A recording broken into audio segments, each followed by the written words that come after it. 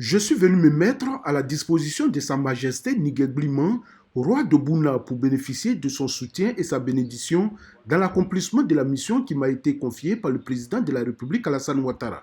C'est en substance les propos tenus par le ministre-gouverneur du district autonome d'Izanzan à l'occasion de sa présentation officielle au roi de Bouna et aux populations du Bounkani.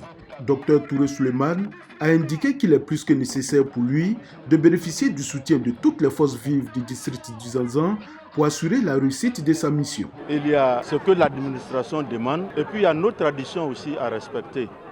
Dans nos traditions, il faut venir rendre visite aux autorités traditionnelles pour qu'ils vous donnent la clé, ils vous ouvrent les portes. C'est à leur côté que je peux réussir. Il faut qu'ils me disent ce qu'ils attendent de l'État, leurs besoins.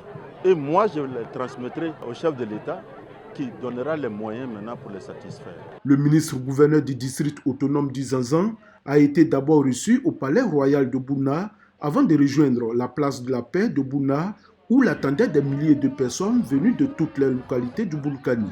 La ministre du Plan et du Développement, fille de la région, a demandé aux élus et cadres ainsi qu'aux populations du Bounkani d'apporter leur appui et collaboration à l'équipe du ministre-gouverneur pour le bon déroulement de sa mission. Moi, j'appelle le ministre-gouverneur le ministre de terrain. Il va rendre compte de tout ce qu'il a vu. Qu'est-ce qu'il faut corriger? Qu'est-ce qu'il faut ajouter? Comment amplifier les actions de terrain pour que les objectifs que le président de la République s'est assignés pour le terrain du Bounkani, ces objectifs-là soient atteints efficacement et dans les délais. Le directeur général des moyens généraux du Trésor, Noufé Michel, a pris au nom des élus et cadres l'engagement d'œuvrer de concert avec l'équipe du ministre-gouverneur afin de lui permettre d'atteindre les objectifs qui lui ont été fixés par le chef de l'État.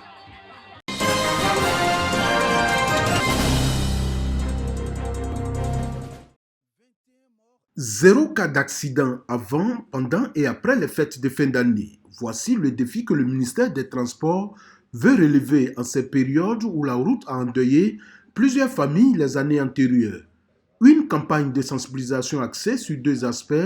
D'abord, la séance de formation des membres du comité de veille dans les locaux de la préfecture d'Abengourou avec projection diapo pour inviter les uns et les autres à plus de prudence sur les routes. Cette rencontre rentre dans le cadre de la mise en œuvre de la stratégie nationale 2021-2025 pour la sécurité routière, qui a pour objectif de réduire de 50% les accidents de la route d'ici à 2030. Une séance de formation suivie d'une action de terrain. À la gare routière de Niablé, ce sont les motocyclistes qui sont sensibilisés sur le port du casque. Les conducteurs de taxis et autres n'ont pas été épargnés. Les syndicalistes ont eux aussi suivi avec attention les consignes à eux laissées par la secrétaire générale de préfecture d'Abengourou. Nous souhaitons qu'avant la fête, pendant la fête et après la fête, nous soyons toujours en vie, en joie et dans la paix. Donc c'est pour vous inviter à éviter les fichages et aussi contrôler vos pneus. La directrice régionale des transports de l'Indénie Guablin a situé l'intérêt de cette campagne de sensibilisation. On est venu vous dire, la route là, il y a eu trop d'accidents, il y a eu trop de morts d'hommes là-bas. Il faut qu'on arrête. Le 1er août, un seul accident, 25 tués. Sur les 25, 21 sont des mêmes villages. Ça c'est pas plus que guerre, non? C'est des problèmes. Alors que le chauffeur, c'est parce qu'il a fait une erreur. Un mauvais dépassement, il a vu l'autre véhicule venir, il ne peut plus se rabattre. Et il allait monter, il a fait tomber jusqu'à tout le monde est parti. Ça là encore, on va dire la route n'est pas bonne. Non. En cette période qui annonce les fêtes de fin d'année, tous sont invités à la prudence pour éviter de semer la désolation dans les familles.